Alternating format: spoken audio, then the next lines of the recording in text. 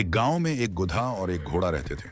गधा थोड़ा सादा और समझदार था, जबकि घोड़ा अपनी रफ्तार पर बहुत फख्र करता था। घोड़ा हमेशा कहता, देखो मैं कितना तेज हूं, तुम तो बस आहिस्ता आहिस्ता चलते रहते हो। गधा मुस्कुराकर कहता, रफ्तार सब कुछ नहीं होती दोस्त, कभी कभी अक्ल भी काम आती है। एक दिन मालिक ने दोनों को शहर सामान लेकर भेजा। रास्ते में अचानक तेज बारिश शुरू हो गई। घोड़ा बोला, मैं तो दौड़कर जल्दी पहुंच जाऊंगा, और वो तेजी से दौड़ने लगा, लेकिन रास्ता कीचड़ वाला था। घोड़ा फिसल गया और धड़ाम उसका सारा सामान जमीन पर गिर गया। गधा आराम से आहिस्ता आहिस्ता चलता रहा।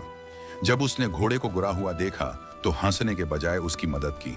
गधा बोला, दोस्त, आहिस्ता चलने वाले अक्सर गिरते नहीं। घोड़ा शर्मिंदा हो गया और बोला, आज मुझे समझ आया कि असल दौड़ जिंदगी की होती है, रफ्तार की नहीं। दोनों मिलकर सामान उठाते हैं और शहर पहुंच जाते हैं। उस दिन के बाद घोड़ा कभी गधे का मजाक नहीं उड़ाता। सबको कभी भी अपनी ताकत पर गुरूर नहीं करना चाहिए। हर किसी में कोई ना कोई खास खूबी होती है।